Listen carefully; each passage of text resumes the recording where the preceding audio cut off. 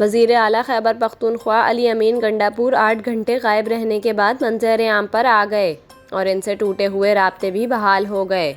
ذرائع کا کہنا ہے کہ وزیر اعلیٰ خیبر پختونخوا علی امین گنڈاپور رات دیر گئے اسلام آباد سے پشاور کے لیے روانہ ہو گئے تھے۔ پی ٹی آئی رکن قومی اسمبلی شاہد خٹک نے علی امین گنڈاپور کے واپس پشاور پہنچنے کی تصدیق کر دی۔ اس سے قبل مشیر اطلاعات خیبر پختونخوا بیرسٹر سیف نے وزیر اعلیٰ خیبر پختونخوا کی گرفتاری کا خدشہ ظاہر کیا تھا۔ تاہم سنی اتحاد کونسل کے سربراہ صاحبزادہ حامد رضا نے علی امین کی گرفتاری کی تردید کرتے ہوئے دعویٰ کیا تھا کہ وزیر اعلیٰ خیبر پختونخوا کو گرفتار نہیں کیا گیا، وہ محفوظ ہیں۔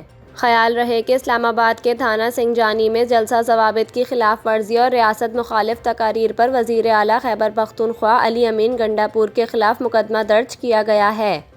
مقدمے میں ضلعی انتظامیہ کے افسر کو حبس بیجا میں رکھنے کی دفعات بھی شامل کی گئی ہیں۔ پولیس نے گزشتہ روز اسلام آباد میں کارروائی کرتے ہوئے چیئرمین تحریک انصاف بیرسٹر گوہر، شعیب شاہین، شیر افضل مروت، صاحبزادہ حامد رضا اور زین قریشی کو گرفتار کر لیا ہے۔